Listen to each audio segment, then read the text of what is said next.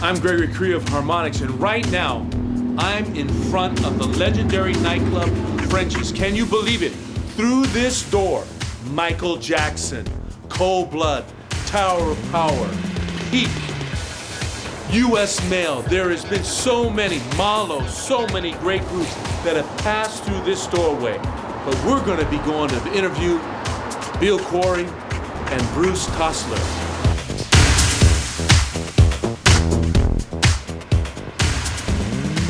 Hi, I'm Gregory Correa from Harmonics, and today I'm going to be interviewing Bill Quarry, the legendary promoter from the 60s, and also Bruce Tahsler, who wrote the book Garage Bands Then and Now. Come on in.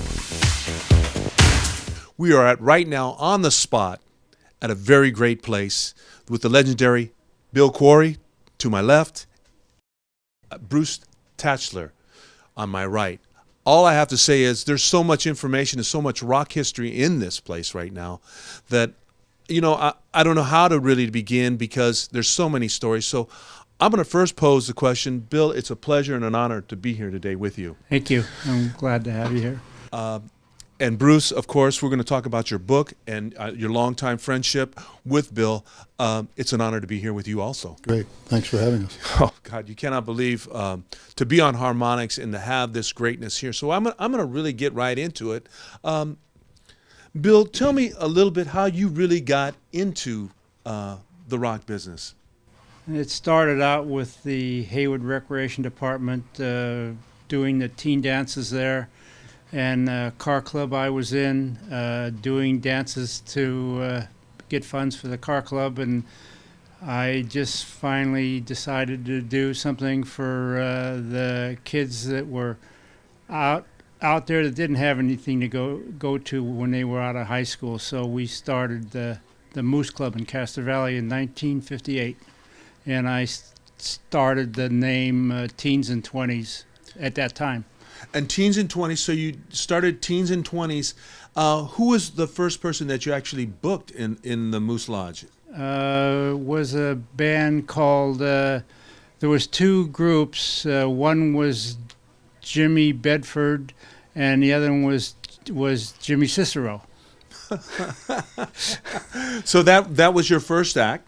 And so, they were different bands. We alternated with both of those bands. And then from there, you started going different places, or just stayed there for a little bit? We did the Moose Club for about almost a year, and during that time, I happened to meet a guy named Manny Schwartz, who was the old promoter that was bringing in the Coasters and Fats Domino and James Brown and everyone. And I happened to see him coming out of Prings while I was putting up a handbill. And he happened to live in San Leandro, and he said that maybe we could do something locally with you. And so that's how I got tied in with doing a Fats Domino show and a Duane Eddy show at that time. And Eddy and Fats. How was Fats? How old was he? No, how was he? How was he? As a person back then. He was. My memory's a little sketchy from then, but I do remember that he was a big drinker. He was. When he got through doing his show, he was back there with his bottle of bourbon. That's pretty amazing. So in that time period, then you went into the legendary area called Roll Arena. Well, what really happened at that time, I got drafted into the Army. And I spent 2 years being a military policeman. And when I came out as my first job, I became a carpenter's apprentice. And at that time, the Beatles came, and there was a lot of talking around about, everybody wanted that music again. So I had a chance to open up what's called the Carpenter's Hall for dances because I was a member. I was able to get in there, and that's when I started Teens and 20s up again. And Teens and 20s, so it started in Carpenter's Hall, and then who were you getting then? A lot of local bands with Peter Wheat? A lot of all those bands in those days were a group called the Nightcaps. There was a lot of different groups at that time. And then I started getting larger bands, so that's when I looked for someplace else, and I found the Roll Arena on East 14th. And that's where this all started. Yeah. Started coming in, and you started getting some name acts and British acts at that time, and also Yeah. some of our local legends now who are we classify as legends back then, and they were just starting out. You told me an interesting story about Van Morrison and them.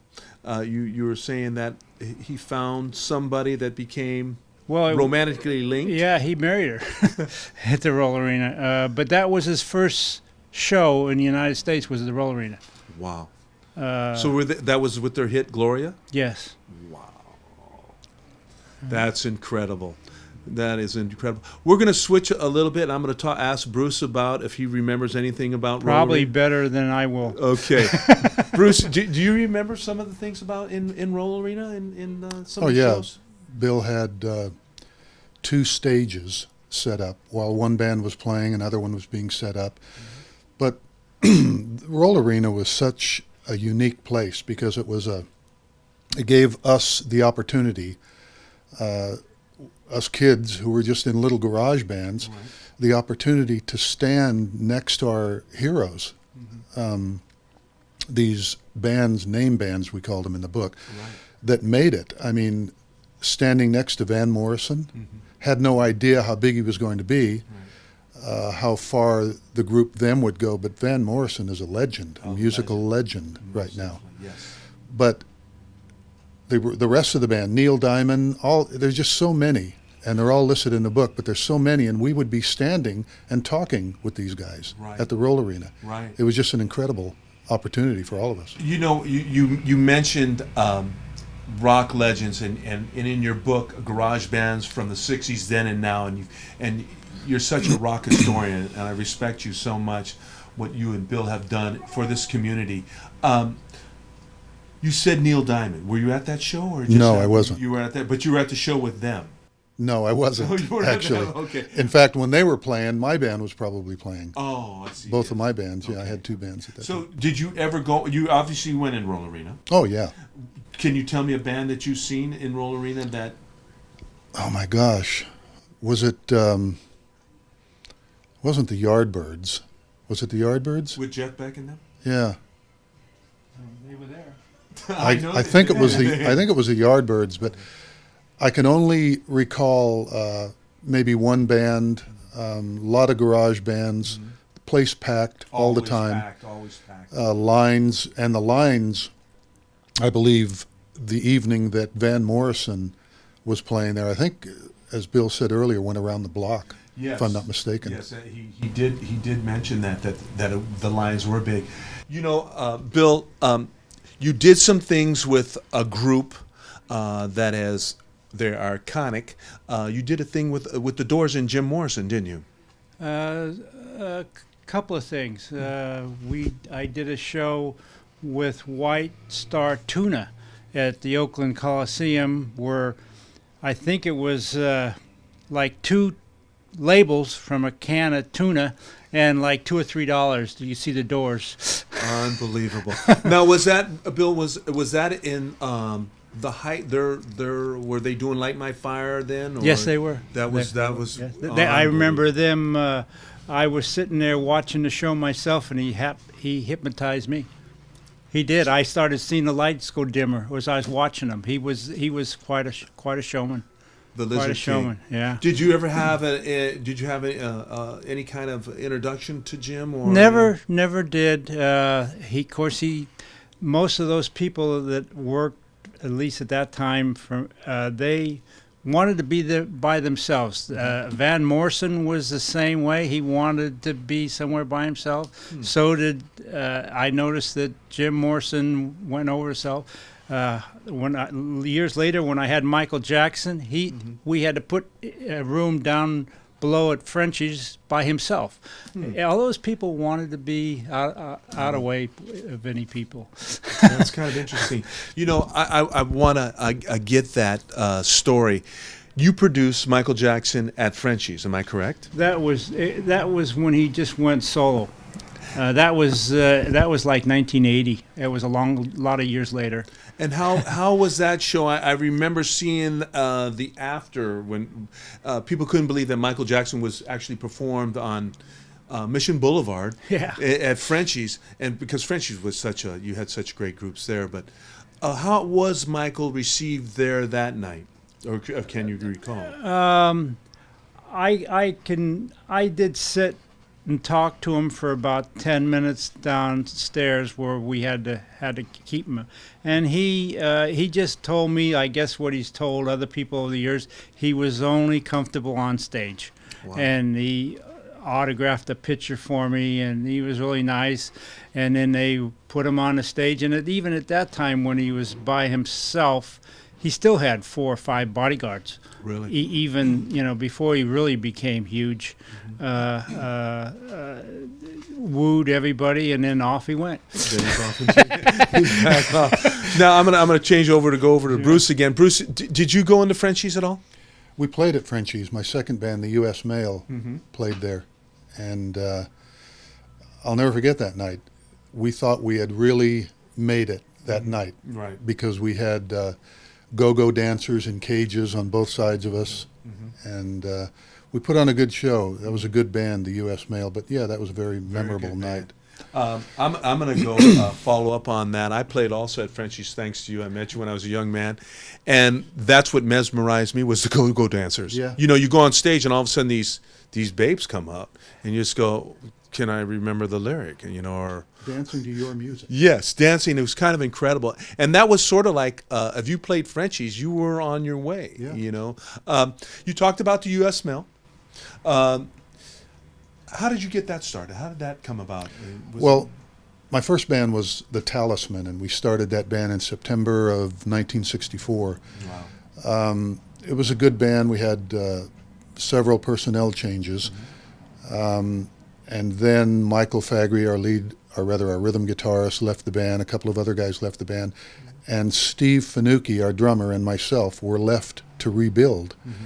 And we got several good musicians, called them the U.S. Mail. And Skip Mesquite was our keyboard player. T.O.P. Who was in several garage bands prior to the U.S. Mail. But he also played with the Motowns, who evolved into Tower of Power. And Skip is on, I believe, the first 3 albums of Tower. Incredible. Yeah. I'm going to switch again, and because you guys are it's so cool right now. Bill, you did a thing. I understand that you had a union card of, is it Neil Diamond? Yeah. You still have that to this day? Yes, I do. I never gave it back to him. Got a little pirate in him, I think, Well, I forgot to, and then I never got a chance to see him again. You produce in your lifetime, you've produced hundreds and hundreds of shows. Paul Revere and the Raiders. Yeah, that was one of the first what you call Coliseum shows I did with no dancing, because in the beginning it was all dance concerts, and then we had to, with the bigger acts, you had to have all sit down, and Paul Revere was the first big show I did, and we had 6,000 or 7,000 screaming girls there. Nice young men. They were young at that time. Very, very nice, and Mark Lindsay. Yeah, they were very nice people, and I remember I was standing on the side of the stage, and some young girl got up. I guess was on the stage on the side. Somehow she got up there, and she says, "I just want to stay here so I could just watch him a little closer." And I said, "Go ahead." And the next second, she was right around Mark's back, wrapped around him. She wouldn't even leave go. That's great. You also worked with Sonny and Cher, I understand. Sonny and Cher was. I opened up a place in Concord called the Concord Coliseum, which was an old Purity store that we remodeled. and we did a benefit for cerebral palsy, and Sonny and Cher donated their services for that cause. Had them, flew in, picked them at the airport, picked them up, took them out to Concord, did the show, just donated their services, and they were pretty big stars then. Were they doing "I Got You, Babe" then too? Oh, sure. Yeah, was their signature song, I would imagine. I want to change the gear a little bit, and I want to go to a time where things were being done. Altamont, Rolling Stones, Jefferson Starship, Santana, or it was the Airplane? They were all there. Yeah. They were all there. Tell me, what was your capacity in that, being there at that time? Because, it's been well documented, and we want to document some of your history that you were there. Well, it wasn't, it just happens to be that I was the person to do the concessions for Altamont. We got involved because we were still doing shows on the road, you might say. We weren't doing any. We were going to little towns and all this, but we were still. And I heard the Rolling Stones were coming, and they were going to go to Searsville Lake, and so we contacted the Stones people, and so they needed somebody to do the concessions, so we arranged to do that. And then, of course, 3 days before, they decided to move it had to move it, and they found Altamont because they needed a location. So we were the people to do the concessions at Altamont too. And so we ended up renting, buying two truckloads full of soft drinks, so on, hot dogs, all kinds of stuff, for what we thought was 20 or 30,000 people. Oh my goodness! Which was a little bit under what we did show up. Very much so. but we had a contact with St. Elizabeth High School, so we actually had the school supply us with 2 busloads of kids to work at it. Oh, that was nice. So we had so on and so forth, and I was up there at Altamont all night trying to set it up.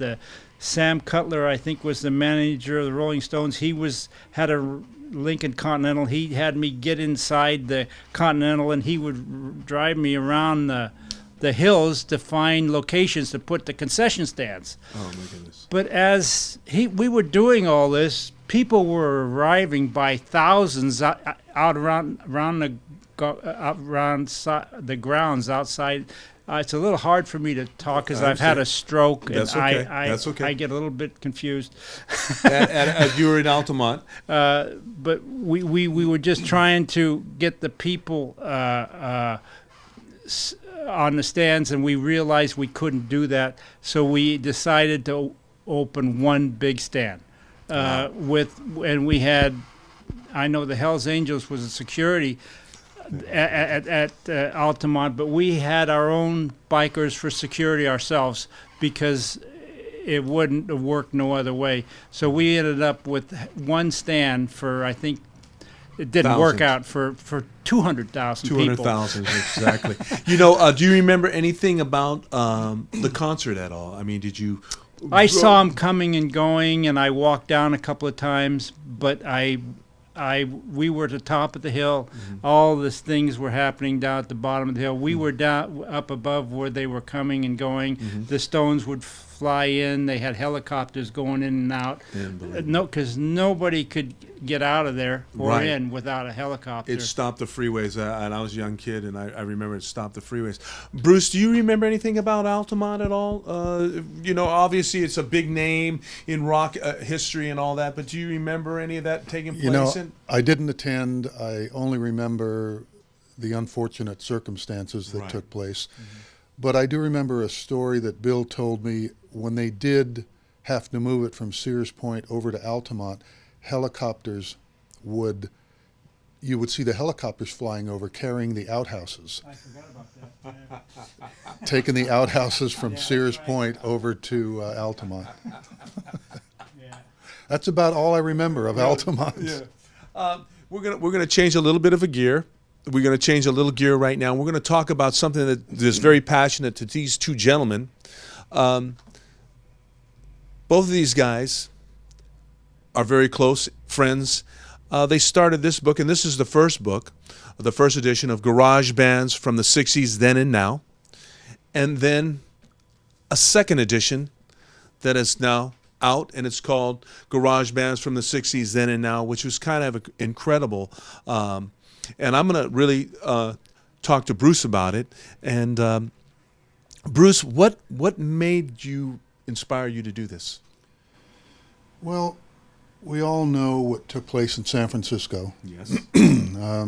Summer of Love, all the wonderful bands that played over there, the Fillmore, Bill Graham. Right.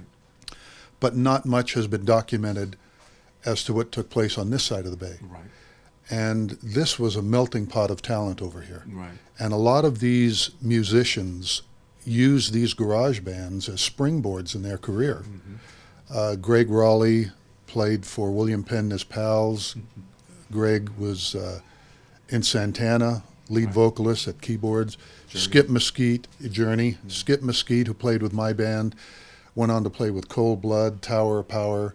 Amazing. The list goes on and on. Right. And that all, these people, these young kids were from the East Bay. So I just wanted to put a fun read together. Right. And this is what we came up with. You know, this book covers so much history, and I commend you because really it makes this man who gave so much joy to so many thousands of people. Absolutely. Bill, I just want to say it's a thrill to interview you. You've given so much joy. The stories that I've heard about you, you're a total gentleman. You always kept your cool, you know. There was, but you were always there, and you did so many great things for so many guys and gave an opportunity. Bruce, when some of this book right here, I'm just going to take the second edition. You have some great artwork in the back.